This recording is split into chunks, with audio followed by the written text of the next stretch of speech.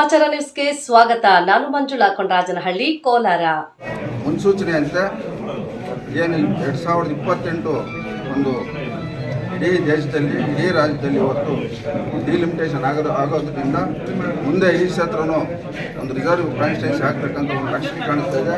ಅದನ್ನೆಲ್ಲ ಗಮನದಲ್ಲಿ ಇಟ್ಕೊಂಡು ಸಾಹೇಬರು ಈ ಕ್ಷೇತ್ರಕ್ಕೆ ಹೆಚ್ಚಿನ ಗಮನವನ್ನು ಹರಿಸಿ ಅನುದಾನ ಕೊಡಿಸ್ತಕ್ಕಂಥ ಕೆಲಸ ಮಾಡಬೇಕಂತೇಳಿ ತಾಯಿ ಮುಂದೆ ಇವತ್ತು ಸಾಹೇಬರ ಗಮನಕ್ಕೆ ತರ್ತಾ ಇದ್ದೀವಿ.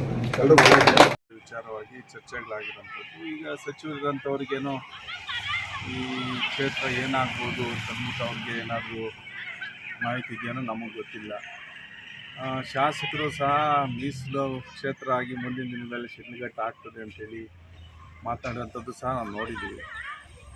ಈಗ ಮೀಸಲು ಕ್ಷೇತ್ರ ಆದರೂ ಸಹ ಇಲ್ಲಿ ಪ್ರಜಾಪ್ರಭುತ್ವದ ವ್ಯವಸ್ಥೆಯಲ್ಲಿ ನಾವು ಸಾರ್ವಜನಿಕವಾಗಿ ಕೆಲಸ ಮಾಡೋಂಥವರು ಮಾಡಲೇಬೇಕಾಗ್ತದೆ. ಅದು ಮಾಡೋಂಥದ್ದು ಸಹ ನಮ್ಮ ಧರ್ಮ ಆಗಿರ್ತದೆ.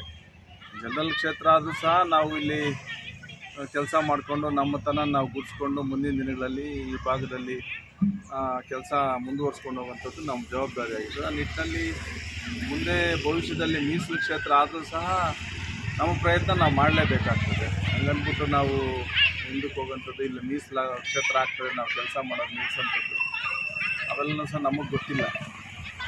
ಮುಂದಿನ ದಿನಗಳಲ್ಲಿ ಚುನಾವಣಾ ಎಲೆಕ್ಷನ್ ಕಮಿಷನ್ ಇರ್ತದೆ, ಅದಕ್ಕೆ ಡಿಲಿಮಿಟೇಷನ್ಸು ವಿಚಾರ ಬಂದಾಗ ಏನೆಲ್ಲ ಆಗ್ಬೋದು ಅದು ಮುಂದಿನ ದಿನದಲ್ಲಿ ಆಗ್ತದೆ. ಹಾಗಾಗಿ ಅದು ಯಾವ ರೀತಿ ಆಗ್ತದೆ ನಮಗೂ ಸಹ ಅದ್ರ ಬಗ್ಗೆ ಮಾಹಿತಿ ಇಲ್ಲ.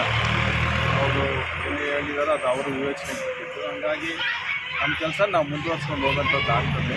ಮೀಸಲಾಗಲಿ ಇಲ್ಲ ಜನರಲ್ ಆಗಲಿ ಯಾರೋ ಒಬ್ಬರು ಬಂದು ಈ ಕ್ಷೇತ್ರದಲ್ಲಿ ಕೆಲಸ ಅಂತೂ ಸಹ ಜನಪ್ರತಿನಿಧಿಯಾಗಿ ಮಾಡಲೇಬೇಕಾಗ್ತದೆ. ಆ ನಿಟ್ಟಿನಲ್ಲಿ ಯಾರಿಗೆ ಅವಕಾಶ ಇರ್ತದೆ ಅದು ಪ್ರಜಾಪ್ರಭುತ್ವದಲ್ಲಿ ಆಗ್ತದೆ.